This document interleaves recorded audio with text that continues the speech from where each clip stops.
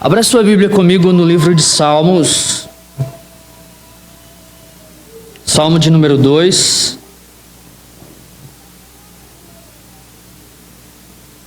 O salmista escreve assim: Porque se enfurecem os gentios e os povos imaginam coisas vãs. Os reis da terra se levantam e os príncipes conspiram contra o Senhor e contra o seu ungido, dizendo: Rompamos os seus laços e sacudamos de nós as suas algemas. Ri-se aquele que habita nos céus, o Senhor zomba deles. Na sua ira, a seu tempo, lhes há de falar, e no seu furor os confundirá. Eu, porém, constituí o meu rei sobre o meu santo monte Sião. Proclamarei o decreto do Senhor. Ele me disse: Tu és meu filho, eu hoje te gerei. Pede-me, e eu te darei as nações por herança, e as extremidades da terra por tua possessão. Com vara de ferro as regerás, e as despedaçarás como um vaso de oleiro. Agora, pois, ó reis, sede prudentes. Deixai-vos advertir, juízes da terra. Servi ao Senhor com temor, e alegrai-vos nele com tremor. Beijai o filho para que não se irrite, e não pereçais no caminho, porque dentro em pouco se lhe inflamará a ira. Bem-aventurados todos os que nele se refugiam.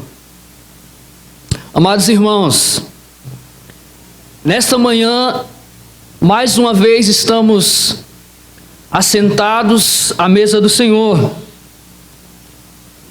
e celebraremos mais uma vez a ceia. Como em todos os domingos, nos dias do Senhor em que nós nos reunimos. E todos nós sabemos que a ceia é a lembrança da morte de Cristo Jesus na cruz. A ceia nos alimenta e nos fortalece em nosso espírito, nos alimenta espiritualmente, porque na ceia nós lembramos o grande sofrimento que padeceu o nosso Senhor e Salvador Jesus Cristo na cruz por causa de nossos pecados.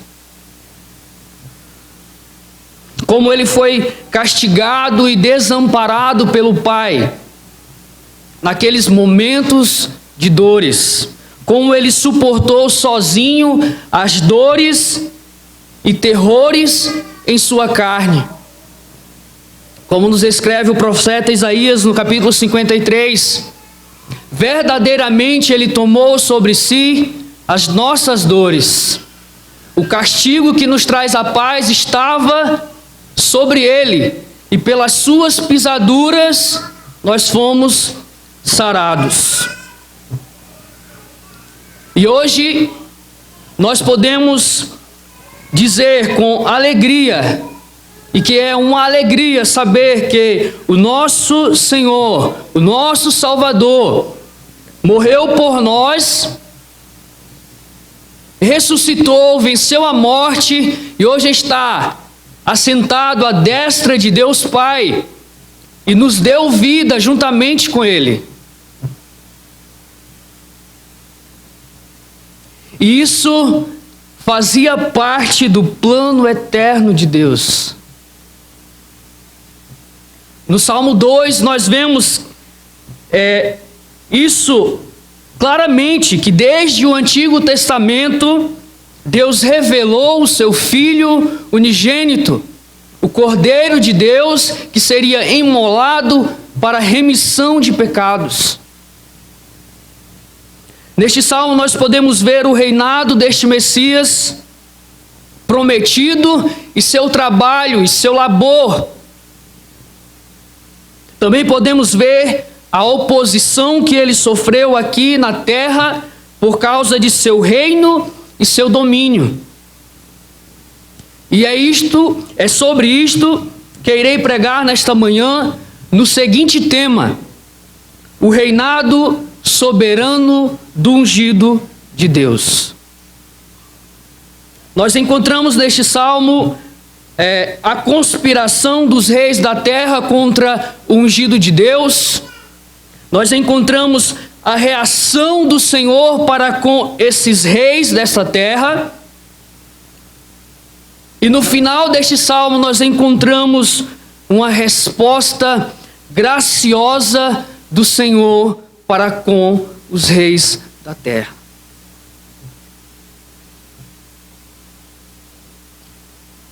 Irmãos, desde a queda do homem no pecado, há uma constante luta entre a semente da mulher e a semente da serpente. A semente da serpente, os ímpios, luta contra o reino de Deus e seu ungido, Jesus Cristo. Há uma inimizade imensa, declarada e explícita entre esses dois grupos. Logo após a queda do homem no pecado, nós vemos logo cedo esta inimizade na história de Caim e Abel, por exemplo. Como a semente da serpente, Caim, assassinou a seu irmão, a semente da mulher.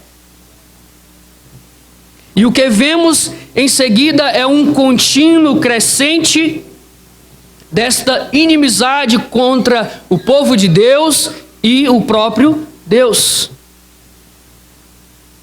Nós vemos isso também na história da Torre de Babel. Os servos de Satanás tentando firmar o seu reino de perversidade aqui na terra, descumprindo claramente o mandato de Deus de se espalhar e povoar a terra. Em vez de cumprir este mandato, eles se unem e dizem, Gênesis capítulo 11, verso 4, vinde, edifiquemos para nós uma cidade e uma torre cujo topo chegue até aos céus e tornemos célebre o nosso nome, para que não sejamos espalhados sobre a terra. Vemos aqui uma oposição clara ao que foi ordenado por Deus na sua lei, ao que foi ordenado por Deus na sua palavra. Enquanto que Deus ordenara que eles se espalhassem sobre a terra, em comum acordo eles decidiram se juntar e ainda construir um monumento com a intenção de atingir os céus. Arrogantemente a semente da serpente despreza a ordem de Deus. Arrogantemente tenta construir para si um reino em que Satanás, o opositor, possa reinar e não o Senhor. Arrogantemente se levantam contra o Senhor e seu ungido. Querem construir um reino de iniquidade e perversidade, onde o homem é o centro de tudo. É o que vemos ao decorrer de toda a história humana. Onde o homem não se submete à vontade de ninguém, onde o homem é Senhor.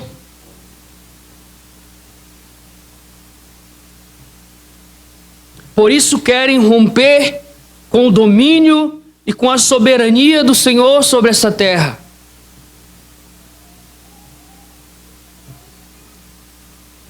Essa é a história que sempre vem se repetindo desde a queda do homem em pecado. Essa é a batalha que sempre vem se evidenciando e aumentando a cada dia. Dia após dia, vemos a maldade aumentando e se multiplicando neste mundo. E vemos os países querendo fazer as suas próprias políticas, sem querer se submeter ao governo e à soberania de Deus. Não precisamos ir longe, até outros países, para ver tamanha corrupção e oposição àquilo que o Senhor tem declarado na sua santa lei, na sua santa palavra. Basta olharmos para os que governam a nossa nação. Dia após dia temos visto os nossos governantes, as nossas instituições lutando para que a palavra de Deus e o nome do Senhor nosso Deus seja desmoralizado no meio da nossa sociedade.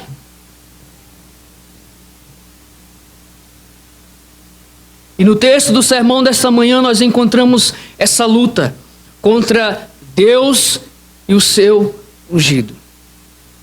O verso 1 do Salmo 2 diz: porque se enfurecem os gentios e os povos imaginam coisas vãs.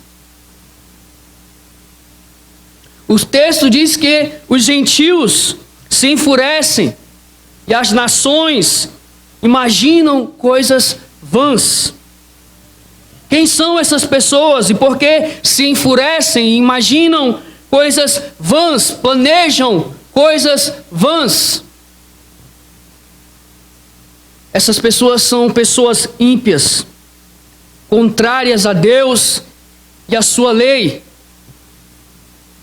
São pessoas que não querem se submeter ao senhorio e ao governo soberano de Deus. Essas pessoas detestam o governo de Deus. É o que podemos ver no nosso dia a dia. As pessoas lutando contra Deus e sua soberania. Achando absurdo. Muitas vezes achando que Deus é injusto. Quando falamos de eleição, muitas vezes vemos o questionamento: como pode um Deus que é amor ter escolhido alguns para a salvação e destinado alguns para a perdição? Esquecendo-se de que todos estavam destituídos da glória de Deus e que todos nós, numa só direção, rumávamos ao inferno. E que o Senhor graciosamente se compadeceu de alguns dessa multidão. E com mão forte os resgatou para a salvação.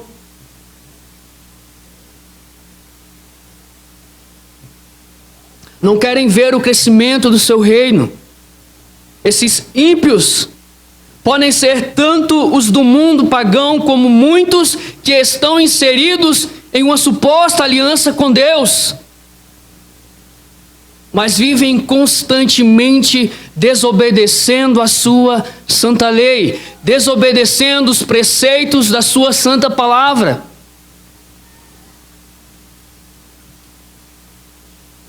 Este salmo nos mostra como Davi estava se sentindo como ungido de Deus.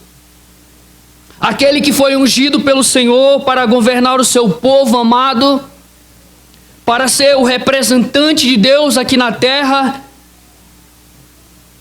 com sua maneira de governar, julgar retamente. Porém, desde o início de seu reinado, Davi sofreu bastante para ser um rei conforme a vontade de Deus. Davi governava de forma justa e com retidão. E nem todos aprovavam ou aprovaram essa forma de governo. Porque essa forma de governo, ela faz com que o reino de Deus esteja em expansão.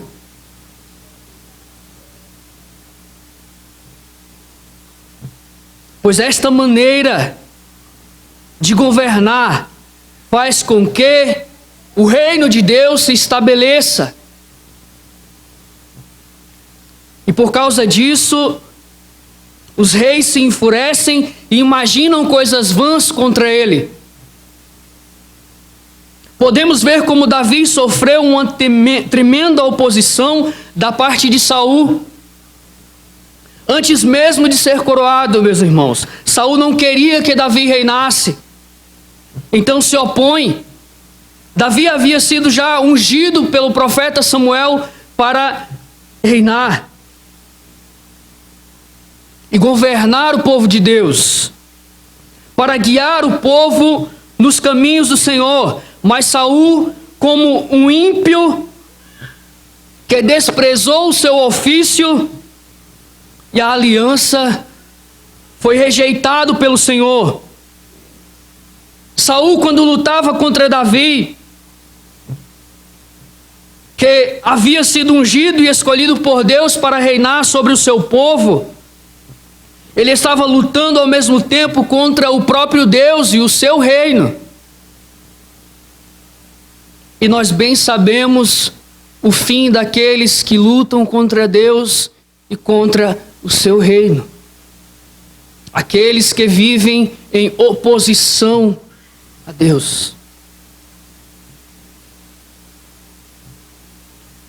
Saul e seus súditos estavam lutando contra o reino de Deus. Saul e seus súditos são aqui um exemplo de ímpios no meio do povo da aliança, e ainda como governantes deste povo. Pessoas que desprezam a aliança de Deus por querer viver em sua vida de impiedade e pecado. Então ele se levanta contra o próprio Deus, porque estes gentios e estes povos são os israelitas e as nações pagãs do mundo. Lembremos dos filisteus, dos egípcios, dos amorreus, dos cananeus, edomitas e todas as outras nações do mundo que em sua idolatria fizeram oposição ao povo de Israel. Pensem como eles lutavam para destruir o povo santo do Senhor. Como eles se empenhavam para lutar contra Israel. Vemos isso por todo o Antigo Testamento.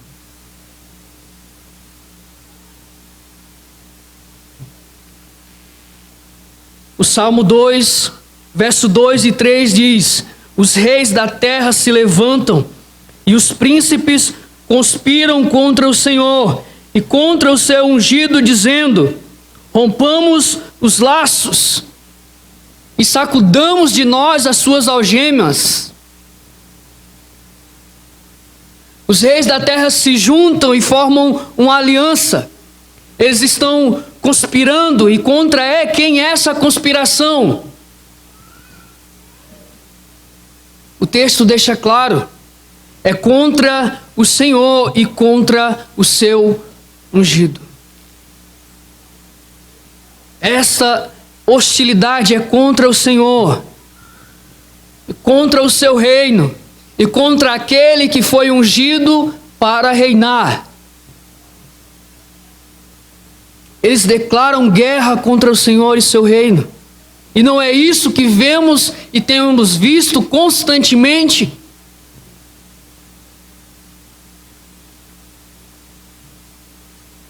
E eles a uma só voz gritam: rompamos os seus laços e sacudamos de nós as suas algemas. O que os reis da terra querem dizer com isto, meus irmãos? Eles querem se libertar do governo de Deus. Eles não querem que o Senhor governe as suas vidas. Eles estão sob o domínio de Satanás e por isso fazem oposição ao governo soberano do Senhor. Mas em vão eles declaram: rompamos os seus laços.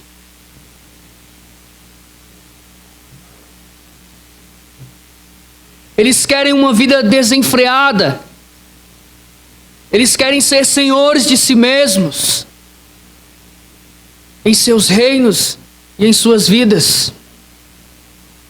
Por isso incitam o desprezo ao Senhor, ao seu ungido. E qual o motivo dessa reação hostil dos reis da terra? Porque estão descontentes com o governo do Senhor? Qual é o argumento deles para se rebelar contra o Senhor e seu ungido? Nenhum. Eles não têm motivo algum para se rebelar contra o Senhor. Mas por que isso acontece? Porque não querem reconhecer a soberania do Senhor sobre toda a terra. Eles não suportam a ideia de que o Senhor é soberano e controla tudo em suas vidas. Por isso se rebelam e imaginam coisas vãs contra o Senhor e seu ungido. O que nós vemos neste mundo não são os governantes governando de maneira contrária àquilo que foi dado como regra na palavra do Senhor pelo próprio Deus. Não vemos muitos países proibindo, por exemplo, que se pregue o Evangelho. Recentemente tivemos um episódio que foi amplamente divulgado em que cristãos foram assassinados, mortos, porque pregavam o Evangelho, ou simplesmente porque declaravam a sua fé em Cristo Jesus.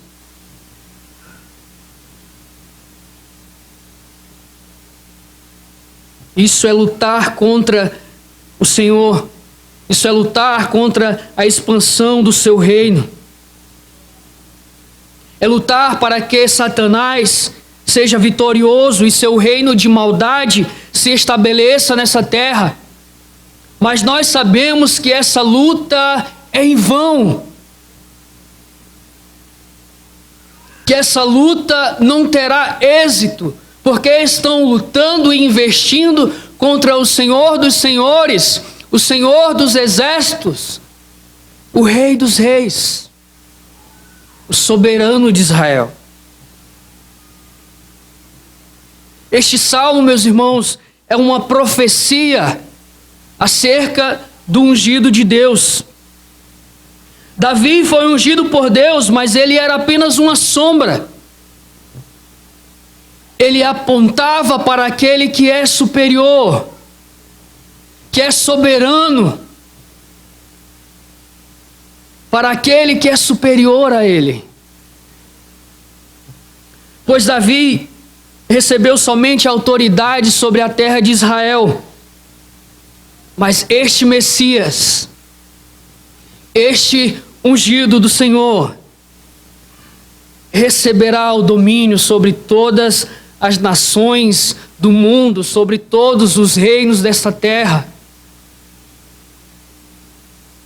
Como diz o verso 8, eu te darei as nações por herança e as extremidades da terra por tua possessão. Quem é esse ungido que as nações do mundo rejeitam e lutam contra o seu reino? É o nosso Senhor e Salvador Jesus Cristo, que declara em Mateus 28, verso 18: toda autoridade me foi dada nos céus e na terra. Deus concedeu a Jesus toda a autoridade sobre os céus e a terra. Tudo está debaixo do seu governo soberano. Essa hostilidade contra o Senhor e o seu ungido se cumpriu totalmente na pessoa e obra de Cristo Jesus. Isso fica claro no livro de Atos, capítulo 4, quando a igreja de Jerusalém em oração cita o Salmo 2 e os seus 2 primeiros versos. Mas antes disso, antes desta citação, os apóstolos Pedro e João estavam pregando as boas novas de Cristo. E, consequentemente, eles foram presos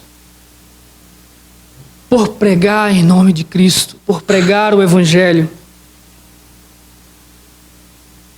Eles foram presos, hostilizados, ameaçados. Mas quando foram postos em liberdade, meus irmãos, eles contaram à igreja o que houvera acontecido com eles. E toda a igreja orou a Deus da seguinte forma, em Atos 4, versos 24 ao 27.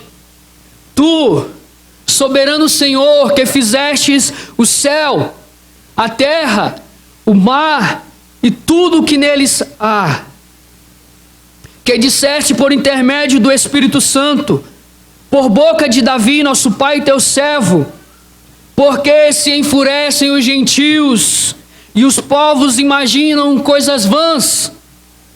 Levantaram-se os reis da terra e as autoridades ajuntaram-se a uma contra o Senhor e contra o seu ungido.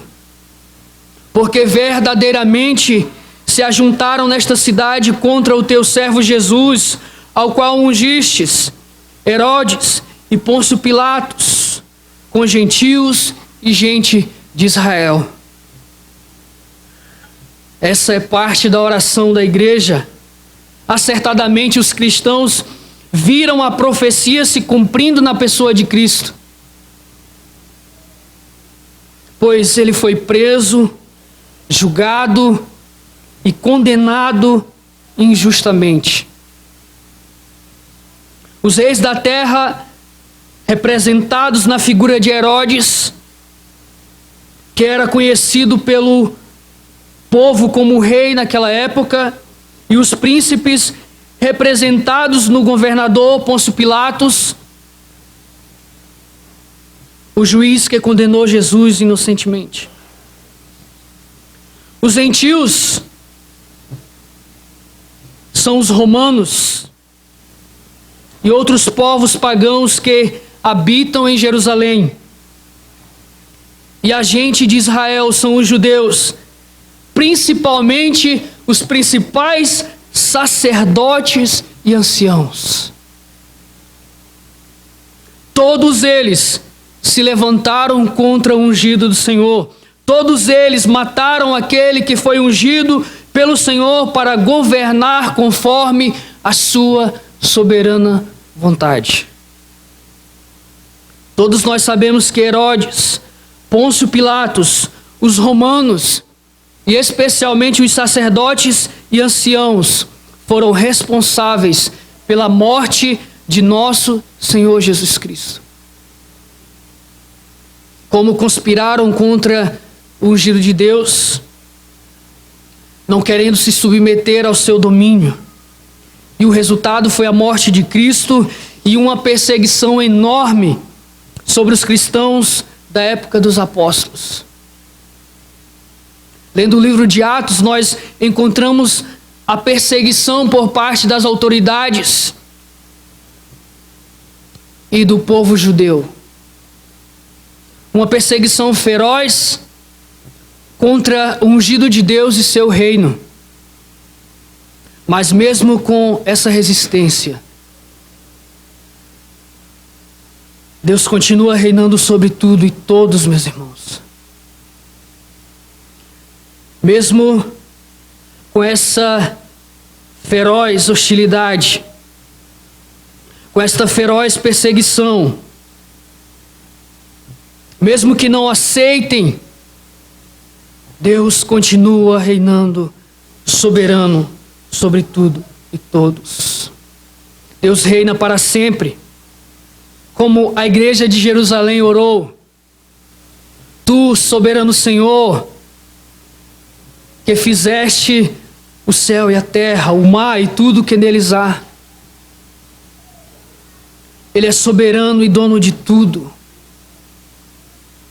Tudo o que ele fizera, tudo o que ele fez para a sua glória. Por mais que as pessoas se rebelem contra a sua autoridade, contra a autoridade de Deus e o seu Cristo, querendo viver em pecado, sem querer obedecer a sua voz, o Senhor diz em alto e bom som a esses pecadores: meus irmãos, eu reino hoje e para sempre.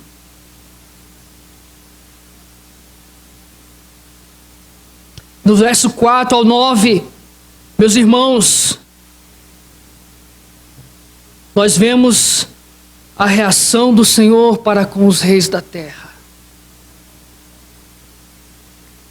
As nações se levantam contra o ungido de Deus. Elas buscam se libertar do seu domínio, se mostram hostis contra o reino de Deus. Mas como o Senhor reage a essa hostilidade? Como que o Senhor olha para os pecadores que querem viver fora, que acham que é possível viver fora da sua autoridade, fora da sua soberania? Olhem o que diz o verso 4 do Salmo 2.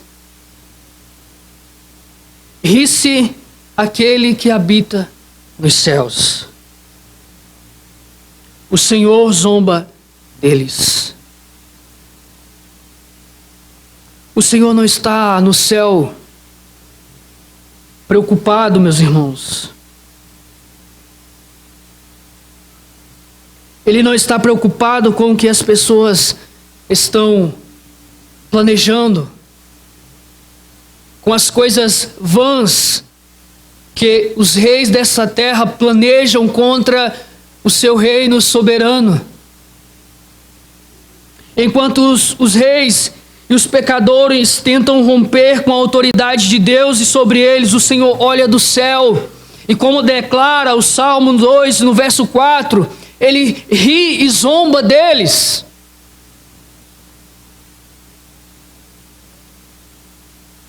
O Senhor zomba dos pecadores e de sua tola e vil prepotência ao pensarem que podem fugir da sua mão, ao pensar que podem se esconder da sua presença.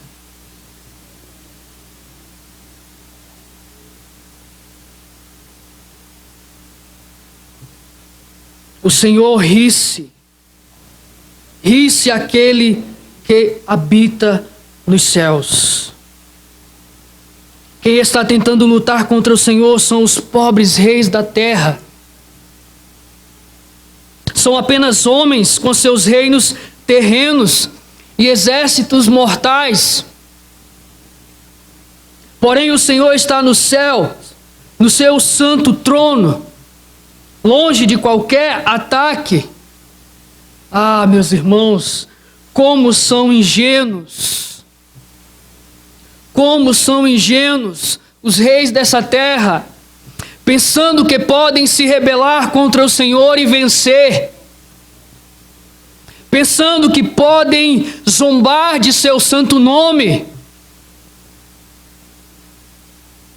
Como são ingênuos os rebeldes ao pensarem que podem se rebelar contra o Senhor e viverem em sua vida de pecado e delitos, e ao mesmo tempo acharem que ficarão impunes.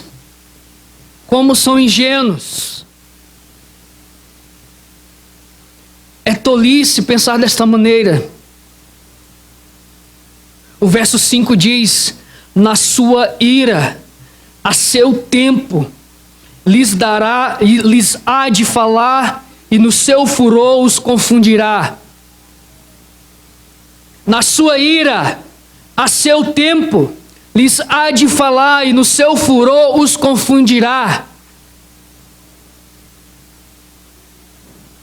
Nós vimos recentemente um episódio de zombaria contra o nosso Senhor Jesus Cristo. Um especial de Natal.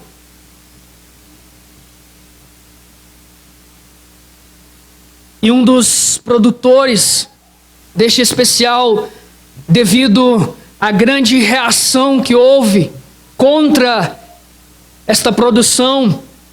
Ele publicou em uma de suas redes sociais: deixem que com Deus eu me entendo. Que declaração tola, meus irmãos. Que declaração mais tola de um pobre, miserável pecador, em achar que pode escarnecer do Santo Filho de Deus e que isso não acarretará consequências alguma.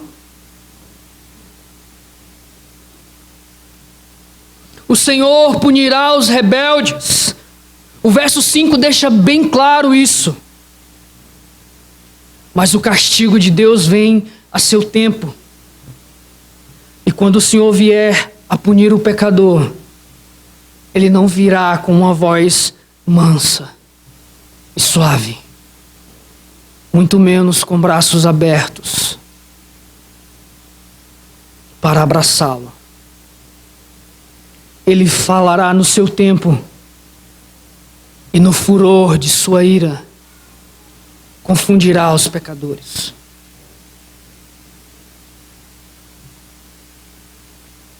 Que ira é essa, meus irmãos? Acredito eu que igual será a ira que foi derramada sobre o nosso Senhor Jesus Cristo.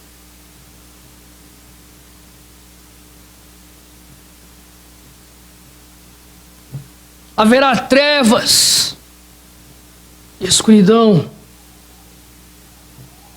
O inferno abrirá os seus portões. O Senhor lançará os que vivem em rebeldia contra Ele.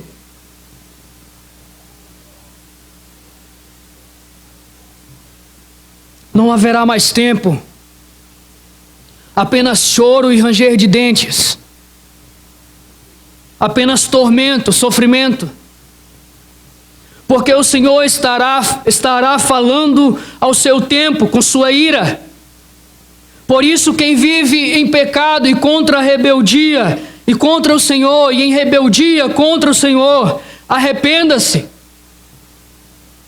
Antes do tempo em que o Senhor falará com o seu furor devorador. Como o apóstolo Paulo, escrevendo aos Hebreus, no verso 31 do capítulo 10, os adverte: horrenda ou terrível coisa é cair nas mãos do Deus vivo. Horrenda coisa é cair nas mãos do Deus vivo.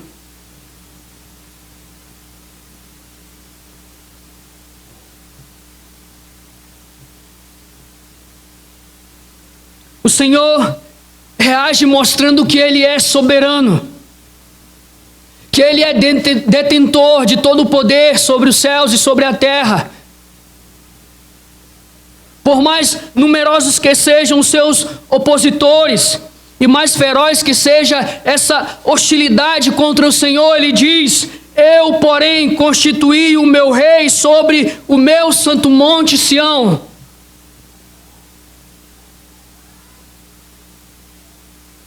Um monte que oferecia proteção para o rei. Davi se tornou um rei muito forte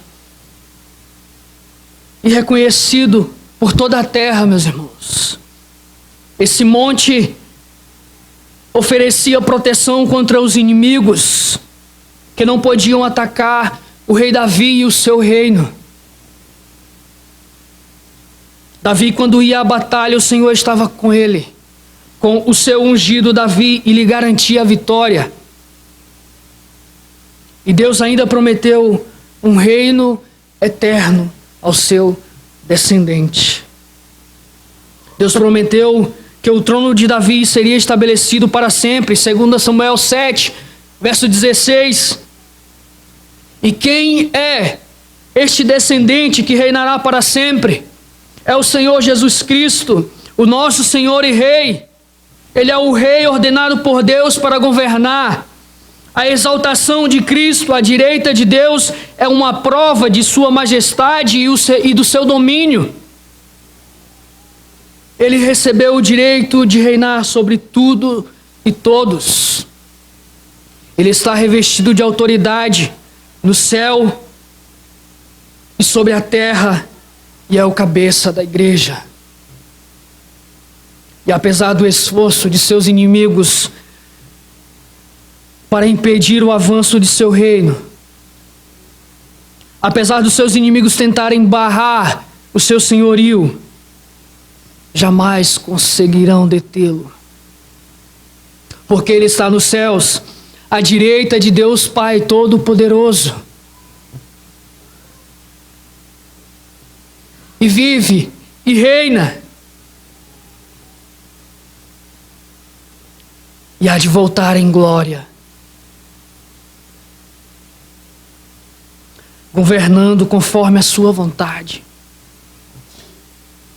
Pois Deus constituiu reis sobre todo o universo. Ele é aquele para quem o Senhor proclamou um decreto desde a eternidade, declarando o Rei dos Reis. E esse decreto não pode ser anulado, é eterno, nada pode cancelá-lo, porque foi o próprio Senhor quem proclamou a seu Filho como Rei dos Reis. O Senhor Jesus Cristo é aquele para quem o Pai declara: Tu és meu Filho, hoje te gerei. Decretou que ele iria reinar sobre tudo e todos.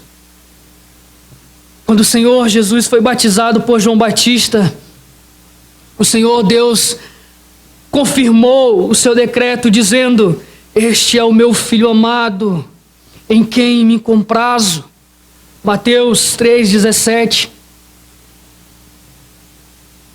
É no reinado de seu Filho, Jesus Cristo, que o Senhor sente prazer. Porque para o Senhor Jesus Cristo, a sua comida e a sua bebida é fazer a vontade de seu Pai. É a Ele que o Senhor diz: Pede-me, e eu te darei as nações por herança, e as extremidades da terra por possessão. Verso 8. Como Jesus Cristo diz em Mateus 28:18: Toda autoridade me foi dada nos céus e na terra. O seu reino é sobre todo o céu e sobre toda a terra. O seu domínio é sobre tudo e todos. Toda a terra lhe foi dada por herança. E este reino, meus irmãos, é governado com pulso firme sobre todas as nações. Como diz o verso 9 do Salmo 2: Com vara de ferro as regerás e as despedaçarás como um vaso de oleiro. E curiosamente a figura usada aqui é a de um pastor de ovelhas com um cajado na mão, o qual tem a tarefa de guiar e proteger as suas ovelhas. Porém, meus irmãos, o Salmo diz que o ungido de Deus regerá as nações com vara de ferro e não de madeira.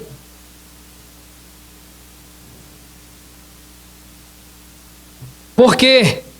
Porque Jesus governa como um rei, como um pastor e rei. Todas as nações que se levantam contra o seu domínio estão fadadas à derrota, serão destruídas, porque a sua palavra prevalece sobre tudo e todos, porque a sua palavra prevalece pelos séculos dos séculos.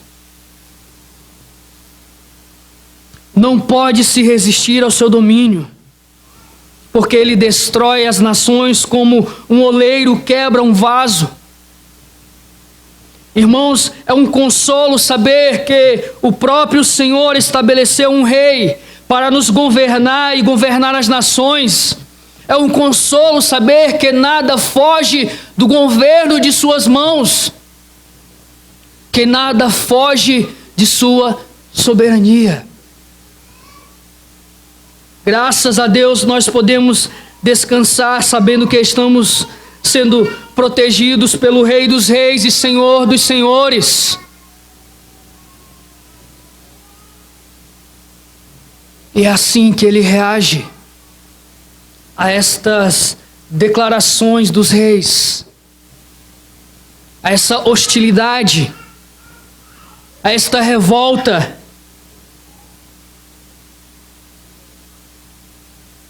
Mas o salmista conclui esse salmo, meus irmãos, de forma maravilhosa, de forma graciosa. Ele nos revela um Deus justo, poderoso, soberano, que corrige, que julga e que pune.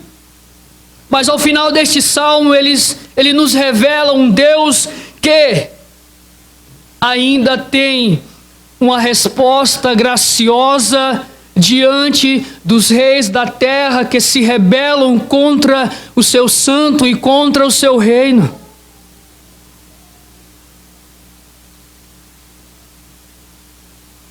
Irmãos, nos versos 10 ao 12, nós encontramos essa resposta graciosa de Deus para os reis e juízes da terra.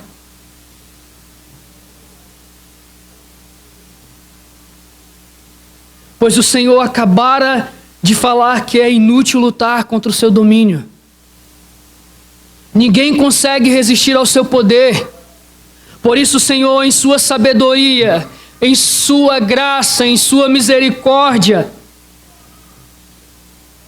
envia essa mensagem de graça aos governantes da terra.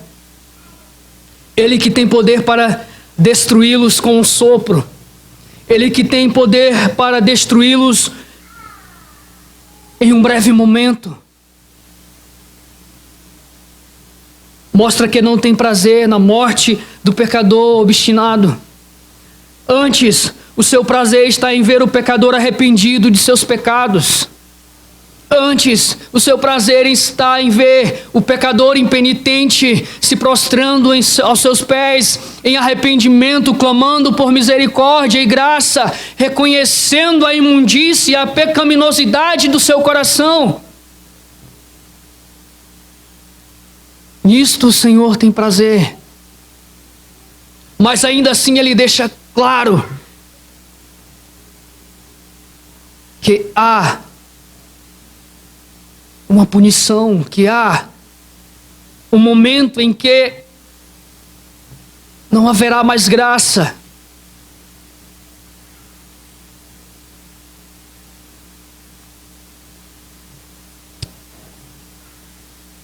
Agora, pois, ó reis da terra, agora, pois, ó reis, sede prudentes, deixai-vos advertir, juízes da terra. Verso 10. Aqueles que são sensatos devem ser instruídos, e aqueles que são verdadeiramente sábios recebem a instrução da palavra de Deus e a acolhem em seus corações. Reis e juízes estão no mesmo nível perante Deus como qualquer pessoa comum no mundo. É necessário que eles se arrependam e sirvam a Deus. É necessário que andem segundo os retos caminhos do Senhor.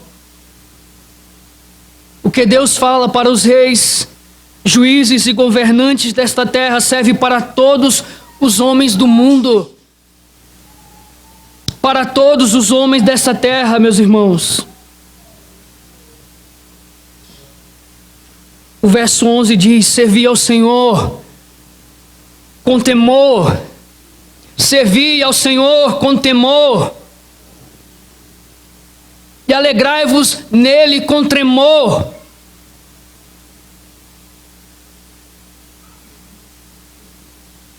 A nossa alegria diante de Deus não pode ser motivo para desgovernança.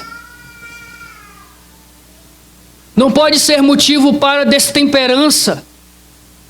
Não pode ser motivo para acharmos que podemos nos alegrar em Sua presença e expressar essa alegria de qualquer forma. É com temor e tremor, com reverência.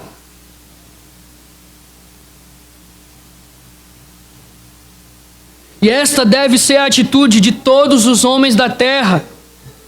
Devem se colocar debaixo da autoridade de Deus e aceitá-la com toda a submissão e alegria. E o final do verso 2.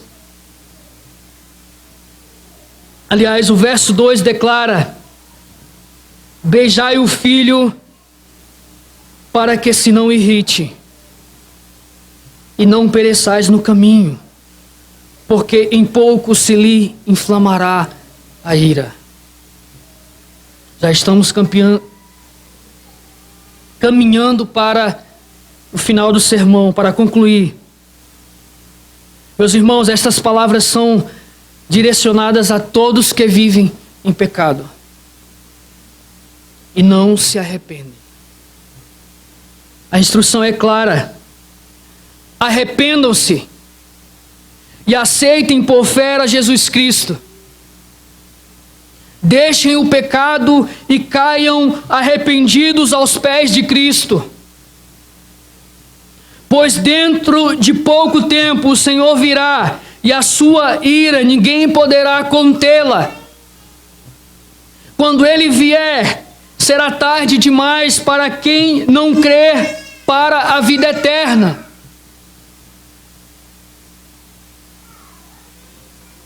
Pois bem-aventurados todos os que nele se refugiam. É assim que conclui o salmista, o Salmo de número 2. Bem-aventurados todos os que nele se refugiam. Quem crer no Filho de Deus é bem-aventurado. Provará de todas as bênçãos conquistadas na cruz por Cristo Jesus. Todas as bênçãos celestiais.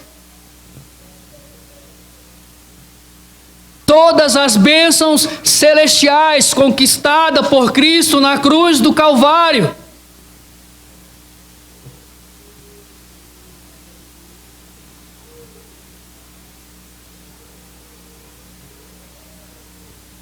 Aleluia.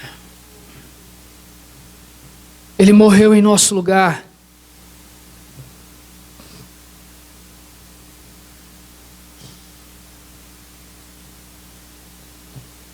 Como Ele sofreu em nosso lugar. Como Ele, com sua morte e ressurreição, confirmou o seu domínio sobre todas as nações do mundo. Um reino soberano, universal e eterno. Irmãos, neste salmo podemos ver a mão poderosa de Deus sobre todas as nações, sobre todos os povos da terra, reconhecendo elas ou não a sua soberania, reconhecendo eles ou não o seu poder, reconhecendo eles ou não o seu domínio. Ele é Senhor sobre toda a terra, sobre tudo e todos.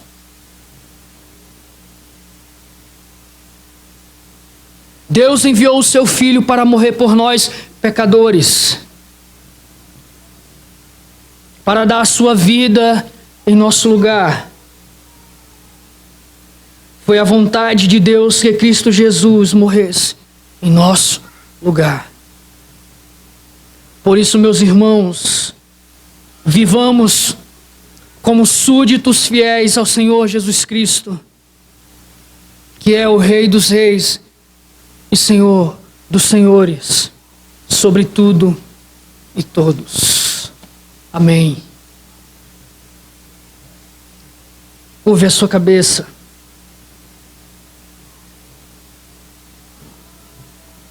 Vamos uma vez mais ao Senhor em oração. Senhor Deus e Pai, te louvamos porque mais uma vez Tu iluminaste, Senhor, através do Teu Santo Espírito, as nossas mentes. Através da Tua Santa Palavra e da ação do Teu Santo Espírito, Senhor. Que diante da Tua Palavra exposta aqui, que os nossos corações possam recebê-la, que possa cair em terra fértil e gerar frutos de arrependimento.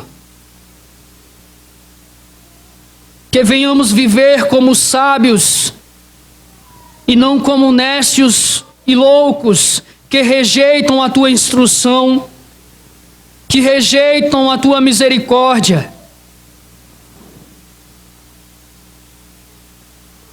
Que possamos ser sensatos, obedecendo os preceitos da Tua santa lei. Em nome de Cristo Jesus. E que no dia do Teu retorno, ó Jesus Cristo, que possamos estar selados pelo Teu sangue.